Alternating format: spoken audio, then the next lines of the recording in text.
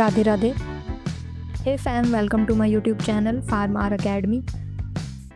Hello friends, हम पढ़ रहे थे मेडिसिनल केमिस्ट्री थर्ड यूनिट 3, जिसका हमने फर्स्ट लेक्चर कवर कर लिया था एंटी ट्यूबरकुलर एजेंट्स। जो हमारा नेक्स्ट टॉपिक है वो है urinary tract anti infective agents. तो इस लेक्चर में हम इसे पूरा कवर करेंगे। Urinary tract anti infective agents वो एजेंट्स होते हैं जिन्हें हम यूरिनरी ट्रैक्ट इन्फेक्शंस यानी कि यूटीआईज के ट्रीटमेंट में यूज़ करते हैं। इन एजेंट्स को स्टार्ट करने से पहले हम यूरिनरी ट्रैक्ट इन्फेक्शन यानी कि यूटीआईज के बारे में एक जनरल इंट्रोडक्शन पढ़ेंगे। उसके बाद हम इसके एजेंट्स को समझेंगे। तो स्टार्ट करते हैं। Urinary tract infection is an infection in any part of the urinary system. Urinary system जिसके अंदर आता है kidney, ureters, urinary bladder and urethra. इनमें से किसी भी पार्ट में अगर इन्फेक्शन होता है तो उसे बोलते हैं urinary tract infection. Cause commonly cause by bacteria, E coli bacteria mostly, but can also be caused by fungi और वायरसेस। यानी कि UTI is a common causative agent है बैक्टीरिया, जिसमें भी मोस्टली ई कोलाई बैक्टीरिया इसका कॉजेटिव एजेंट होता है। But ऐसा नहीं है कि 100% यही कॉज करता है, और भी अदर कॉजेटिव एजेंट्स हो सकते हैं, फंगाई और वायरसेस। अब हम डिस्कस करेंगे टाइप्स ऑफ यूटीआईज, यानी कि यूरिनरी ट्रैक्ट इन्फेक्शंस कितने टाइप्स का होता है। तो ये दो पार्ट्स में क्लासिफाइड है, अपर यूटीआई एंड लोअर यूटीआईज। इसे हम इस डायग्राम की हेल्प से समझेंगे। ये हमारा स्ट्रक्चर है यूरिनरी सिस्टम का, जिसके अंदर आता है kidney, ureters, urinary bladder and urethra. तो ये किडनी और यूरिटर्स जो है ये दोनों आते हैं अपर यूरिनरी सिस्टम के अंदर, और यूरिनरी ब्लैडर एंड यूरिथ्रा ये आते हैं लोअर यूरिनरी सिस्टम। तो जो अपर यूटीआईज होते हैं वो होते हैं किडनी एंड यूरिटर्स में, एंड जो लोअर यूटीआईज होते हैं वो होते हैं यूरिनरी ब्लैडर एंड यूरिथ्रा में। अपर यूटीआईज में दो यूटीआईज है, pyelonephritis, infection of kidney, then ureteritis, infection of ureters, cystitis, infection of bladder and urethritis, infection of urethra. UTIs के सिम्टम्स क्या होते हैं? Burning sensation, strong urge to urinate, यानी कि हमेशा एक मिक्चुरेशन की फीलिंग जनरेट करता है। पेल्विक पेन, यानी कि पेल्विक रीजन में पेन होता है, and bloody urine, sometimes urine के साथ ब्लड भी आ सकता है। ये कुछ कॉमन सिम्टम्स है यूटीआईज के। अब हम डिस्कस करेंगे urinary tract anti infective agents, यानी कि वो एजेंट जिनको हम यूटीआईज के ट्रीटमेंट में यूज करते हैं। इसकी डेफिनेशन देख लेते हैं। These are the drugs use to prevent or treat urinary tract infections UTIs by killing or inhibiting the growth of micro organisms. यानी कि ऐसे एजेंट्स हैं जिन्हें यूटीआईज को प्रिवेंट करने में या उसके ट्रीटमेंट में यूज करते हैं, और ये एजेंट्स माइक्रो ऑर्गेनिजम्स को या तो किल कर देता है या फिर उसकी जो ग्रोथ है उसको इनहिबिट कर देता है। अब डिस्कस करेंगे इसकी classification. Urinary tract anti infective agents दो मेजर क्लासेस में डिवाइड करा है। One is quinolones and other is miscellaneous. ये क्लासिफिकेशन जो हमारे सिलेबस में है उसके अकॉर्डिंग ही करी है मैंने। क्विनोलॉन्स में फर्स्ट है नैलिडिक्सिक एसिड। ये जनरेशन 1 क्विनोलॉन का ड्रग है। Norfloxacin, ciprofloxacin. सिप्रोफ्लॉक्सासिन एक स्टार ड्रग है, इसलिए इसकी सिंथेसिस, स्ट्रक्चर एंड इसको पूरा डिटेल में कवर करेंगे।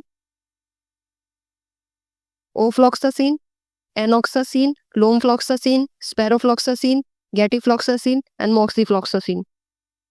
इन मिसलेनियस में आता है नाइट्रोफुरेंटाइन, फ्यूराजोलिडिन एंड मेथेनामाइन।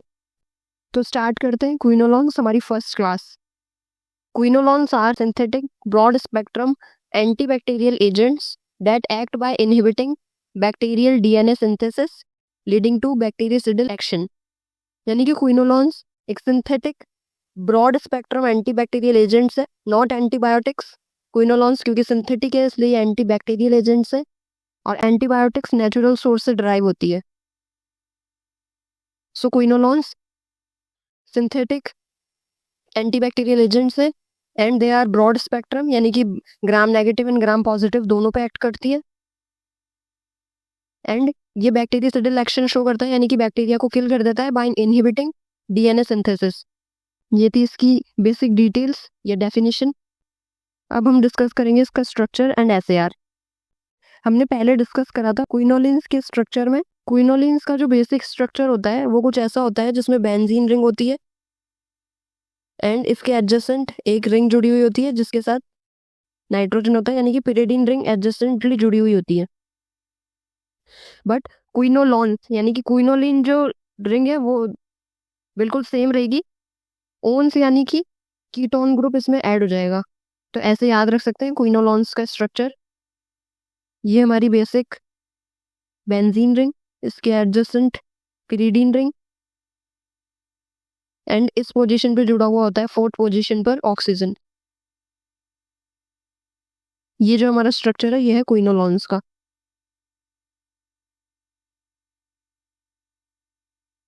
अब इसमें डिफरेंट पोजीशंस पे जब सब्स्टिट्यूशंस होंगे तो अलग अलग क्विनोलॉन्स बनेंगे जिन्हें यूरिनरी ट्रैक्ट इन्फेक्शन में यूज करा जाता है। तो ये जो हमारा बेसिक न्यूक्लियस है यानी कि बेंजीन रिंग, इसके adjacent pyridine ring and fourth position पर कीटोन ग्रुप, ये हमारा बेसिक न्यूक्लियस है। एंड अब डिफरेंट पोजीशंस पे जब सब्स्टिट्यूशंस होंगे तो इनका जो इसके एक्टिविटी पे इफेक्ट होगा उसे पढ़ेंगे हम एसएआर में, यानी कि स्ट्रक्चर एक्टिविटी रिलेशनशिप। तो स्टार्ट करते हैं फर्स्ट नाइट्रोजन से। इसकी जो नंबरिंग नाइट्रोजन से शुरू होती है, तो नाइट्रोजन है फर्स्ट पोजीशन पर एंड इससे जो सब्स्टिट्यूशन है R1। अगर R1 की पोजीशन पर C2H5 यानी कि इथाइल ग्रुप या फिर साइक्लोप्रोपाइल ग्रुप को ऐड करते हैं तो इसकी जो एक्टिविटी है वो एनहेंस होती है। सेकंड जो पोजीशन है इस पर R2 पर अगर H सब्स्टिट्यूटेड होगा तो इसकी जो एक्टिविटी होगी वो ऑप्टिमल होगी। अगर H की जगह यानी कि हाइड्रोजन की जगह अगर हम लार्ज बल्की ग्रुप्स को ऐड कर देते हैं तो जो उसकी एक्टिविटी है क्विनोलॉन्स की वो डिक्रीज हो जाएगी। मोस्ट इंपॉर्टेंट एसएआर है थर्ड एंड फोर्थ पोजीशन पर। थर्ड पोजीशन पर इससे जुड़ा हुआ है COOH एंड फोर्थ पोजीशन से जुड़ा हुआ है कीटोन ग्रुप। ये दोनों ही ग्रुप असेंशियल है इसके मैकेनिज्म के लिए, बाइंडिंग के लिए। So essential for binding to DNA gyrase complex. इसके मैकेनिज्म में हम डिटेल में समझेंगे कि ये कैसे एक्ट करता है। अभी आप ये याद रखें कि डीएनए एंड डीएनए जाइग्रेस एक एंजाइम है। इन दोनों का जो कॉम्प्लेक्स होता है, जो हमारा क्विनोलोन है, ये जाकर उससे बाइंड होता है एंड ये बैक्टीरियासाइडल एक्शन शो करता है। नेक्स्ट फिफ्थ पोजीशन NH2 यानी कि एमिनो ग्रुप या फिर CH3 मिथाइल ग्रुप अगर ऐड कर देता है फिफ्थ पोजीशन पर तो इसकी जो ग्राम पॉजिटिव के अगेंस्ट जो एक्टिविटी है वो एनहेंस हो जाती है, यानी कि ग्राम पॉजिटिव जो बैक्टीरिया है उसके अगेंस्ट ज्यादा एक्टिविटी शो करता है। Sixth position fluorine. This group is also most important. Fluorine facilitates penetration of quinolones into cell, यानी कि फ्लोरीन जो ग्रुप है यहाँ पर, ये जो पूरा ड्रग है इसको फैसिलिटेट करता है यानी कि हेल्प करता है इसको to enter in to the cell, यानी कि बैक्टीरियल सेल में एंटर करने के लिए जो फ्लोरीन ग्रुप है वो हेल्प करता है। And it also enhance gram negative affinity, यानी कि फ्लोरीन जो ग्रुप है वो ग्राम नेगेटिव जो बैक्टीरिया है उसके अगेंस्ट इसके एफिनिटी को एनहेंस करता है, यानी कि बाइंडिंग को एनहेंस करता है।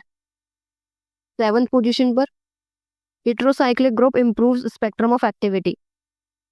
पोजीशन 7 पर अगर हेट्रोसाइक्लिक ग्रुप ऐड होंगे, हेट्रोसाइक्लिक मतलब जो साइक्लिक है डिफरेंट एटम्स जिसमें एडेड है, इसके एग्जांपल है पिपराजीन।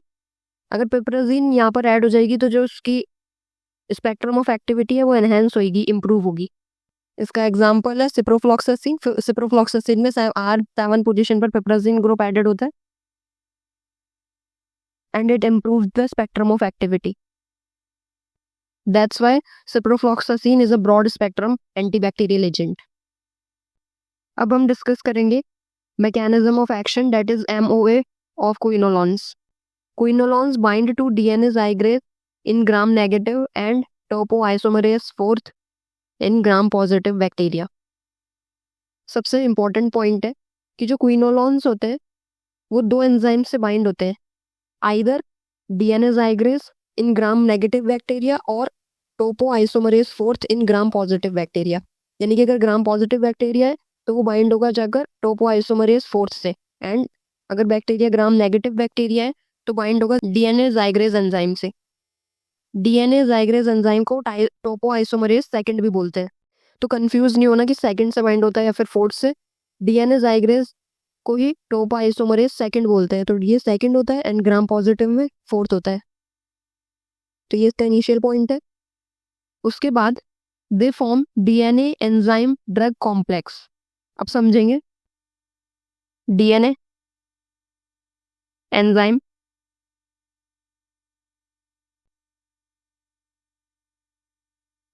डीएनए जो है ये बैक्टीरियल डीएनए एंड एंजाइम है यहाँ पर आइदर डीएनए जाइग्रेज और topoisomerase fourth and drug is quinolone. तो इन तीनों का जो कॉम्प्लेक्स होता है इसका फॉर्मेशन होता है, यानी कि पहले डीएनए से जाकर एंजाइम डीएनए जाइग्रेज बाइंड होता है एंड डीएनए डीएनए जाइग्रेज कॉम्प्लेक्स बनाता है और उससे जाकर फिर क्विनोलॉन्स बाइंड होते हैं एंड एक न्यू कॉम्प्लेक्स का फॉर्मेशन होता है। Next prevents super coiling and religation. DNA is cut but can not rejoin. इसका मतलब क्या है, डीएनए एंजाइम एंड ड्रग का कॉम्प्लेक्स का फॉर्मेशन हो गया, तो जो डीएनए है उसका स्ट्रक्चर कुछ ऐसा होता है, डबल हेलिक्स स्ट्रक्चर होता है डीएनए का। तो जब इसका रेप्लिकेशन होता है तो ये जो डबल हेलिक्स है ये अनवाइंड होती है, यानी कि ये खुलती है, यानी कि ये सेपरेट इस तरीके से हो जाती है दोनों। यहाँ पे इसका रेप्लिकेशन होता है एंड देन ये जाकर अगेन ऐसे बाइंड हो जाती है, यानी कि ये बाइंडेड स्ट्रक्चर है। इसकी पहले अनवाइंडिंग होती है एंड देन अगेन बाइंडिंग होती है। ये पूरा जो प्रोसेस है इसमें ही इसका रेप्लिकेशन होता है। अब जब डीएनए एंजाइम ड्रग इसका कॉम्प्लेक्स का फॉर्मेशन हो गया तो ये क्या करता है, जो ये डीएनए इसको अनवाइंड नहीं होने देता एंड अगर अनवाइंड हो गया तो इसकी अगेन वाइंडिंग नहीं होने देता। तो जो क्विनोलॉन्स है वो इसकी सुपर कॉइलिंग को या फिर रीलाइगेशन को इनहिबिट करता है। This step is super coiling and this step is religation, यानी कि रीजॉइनिंग, दोबारा से जो इसके स्ट्रैंड्स हैं डीएनए के वो ज्वाइन होते हैं। तो जो क्विनोलॉन्स है वो इन दोनों को इनहिबिट करता है। इसमें लिखा भी है DNA is cut but can not rejoin. अगर डीएनए कट हो जाता है, सुपर कॉइलिंग हो जाती है, तो भी उसका रिलाइगेशन यानी कि रिजॉइनिंग नहीं हो पाती। तो जब क्विनोलॉन्स इन स्टेप्स को इनहिबिट कर देता है, प्रिवेंट कर देता है, then DNA replication stops, DNA replication रुक जाता है एंड तो बैक्टीरिया के जिंदा रहने के लिए उसका डीएनए का रेप्लिकेशन होना, रिपेयर होना बहुत इंपॉर्टेंट है। अगर ये डीएनए सिंथेसिस रुक जाएगी एंड ये शो करेगा बैक्टीरियासिडल एक्शन। अब हम डिस्कस करेंगे इसके ड्रग्स को, जिसमें फर्स्ट है नाइलिडिक्सिक एसिड। सिंस ये स्टार ड्रग नहीं है फिर भी इसका स्ट्रक्चर और यूजेस डिस्कस करें क्योंकि ये इंपॉर्टेंट है, कई बार एग्जामिनेशन में पूछ लेते हैं। Nalidixic acid first generation quinolone, narrow spectrum antibacterial agent. तो जो नाइलिडिक्सिक एसिड है वो जनरेशन फर्स्ट क्विनोलॉन है एंड ये नैरो स्पेक्ट्रम एंटीबैक्टीरियल एजेंट है, यानी कि ये सिर्फ ग्राम नेगेटिव बैक्टीरिया के अगेंस्ट ही अपना एक्शन शो करता है। अब देख लेते हैं इसका स्ट्रक्चर। इसके स्ट्रक्चर में जो हमारी बेसिक बेंजीन रिंग थी उसकी जगह पे भी हमारी पिरिडीन रिंग होगी, तो यहाँ पर दो एडजेसेंट पिरिडीन रिंग है एंड फोर्थ पोजीशन पर कीटोन ग्रुप है, थर्ड पोजीशन पर कार्बोक्सिलिक एसिड ग्रुप है एंड नाइट्रोजन से थाइल ग्रुप जुड़ा हुआ है एंड सेवंथ पोजीशन पर मिथाइल ग्रुप जुड़ा हुआ है। Uses treatment of bacterial infection due to E coli bacteria, यानी कि ये बैक्टीरियल इन्फेक्शन के अगेंस्ट ट्रीटमेंट में यूज करे जाते हैं जिसमें causative agent E coli bacteria हो। Treatment of UTIs caused by gram negative bacteria, यानी कि जिन यूटीआईज में positive agent gram negative bacteria हो उनके ट्रीटमेंट में यूज आता है नाइलिडिक्सिक एसिड।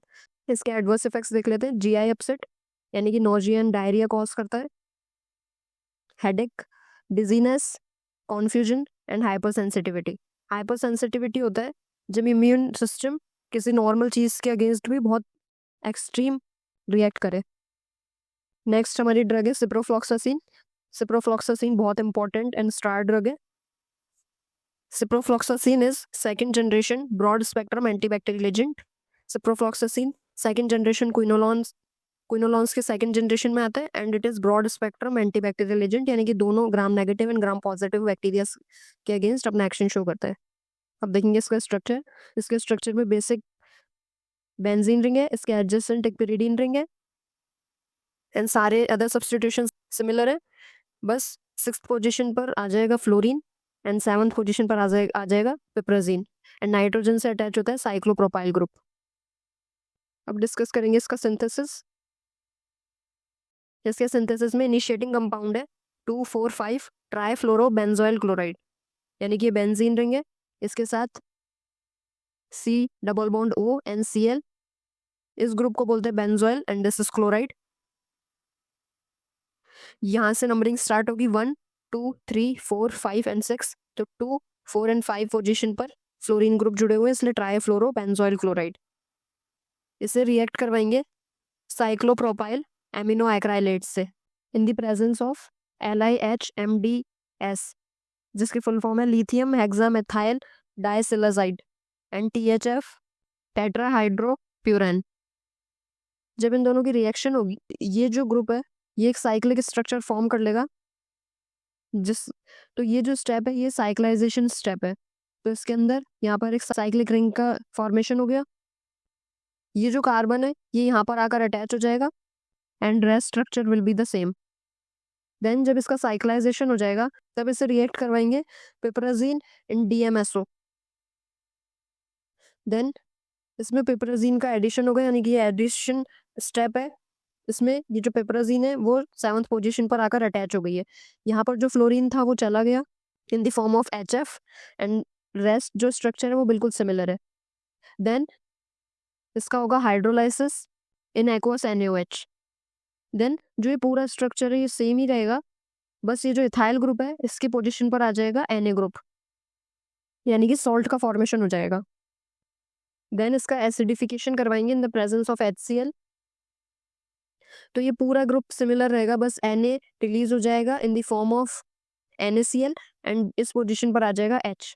और ये हमारा जो स्ट्रक्चर है ये है ciprofloxacin.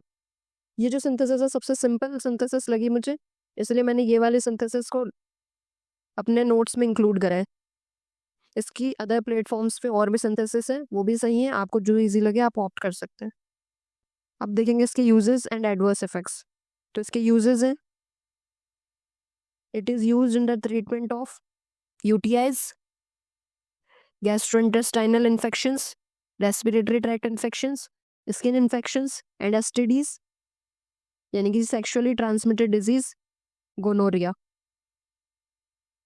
Adverse effects gastrointestinal, nausea, vomiting and diarrhoea, यानी गैस्ट्रोइंटेस्टाइनल जो एडवर्स इफेक्ट्स हैं उसमें आते हैं नॉजिया, यानी कि feeling of vomiting and diarrhoea is loose motion, watery stool. CNS adverse effects है इसके हेडेक, डिजीनेस यानी कि चक्कर जैसा आना, इंसोम्निया नींद ना आना एंड एंजाइटी घबराहट। नेक्स्ट जो हमारा स्टार ड्रग है वो है नाइट्रोफ्यूरेंटॉइन। इसका स्ट्रक्चर देख लेंगे। नाइट्रो मतलब नाइट्रो ग्रुप, फ्यूरान ये है फ्यूरान एंड फ्यूरान के बाद है टॉइन यानी कि हाइडेंटॉइन, ये जो ग्रुप है ये है हाइडेंटॉइन। इससे स्ट्रक्चर भी याद रहेगा इसके नाम से। अब इसका सिंथेसिस डिस्कस कर लेंगे। इसके सिंथेसिस में इनिशिएटिंग कंपाउंड है glycine NH2CH2COOH and urea NH2CONH2। जब ये दोनों रिएक्ट करेंगे तो हमारा जो स्ट्रक्चर है वो बनेगा ये, यानी कि ये एमिनो ग्रुप है एंड हाइडेंटॉइन, एमिनो हाइडेंटॉइन बनेगा, जिसे हम फर्दर रिएक्ट कराएंगे नाइट्रोफ्यूरेन से। जब ये दोनों कंपाउंड्स रिएक्ट करेंगे तो हमारे नाइट्रोफ्यूरेंटॉइन का फॉर्मेशन होगा। ये हमारा नाइट्रो ग्रुप है, ये फ्यूरेन एंड ये एमिनो हाइडेंटॉइन। इसका क्लिनिकल यूज है ट्रीटमेंट ऑफ UTIs, यानी कि नाइट्रोफ्यूरेंटॉइन सिर्फ UTI के ट्रीटमेंट में यूज होता है, इसका सिस्टमिक यूज नहीं है because it creates much toxicity. इसके एडवर्स इफेक्ट्स देख लेते हैं। Pulmonary toxicity, peripheral neuropathy, peripheral neuropathy होती है पेरिफेरल नर्व्स का डैमेज होना। Then hepatotoxicity, toxicity of liver, skin reaction यानी कि रैशेस हो जाते हैं स्किन पर, and haemolytic anaemia. Haemolytic anaemia होता है जिसमें RBCs जल्दी टूट जाते हैं। तो ये था हमारा पूरा urinary tract anti infective agents. If you found this video helpful, then please like and share, and if you have any doubt, you can ask me in the comment section. Thanks for watching. Subscribe for more such videos.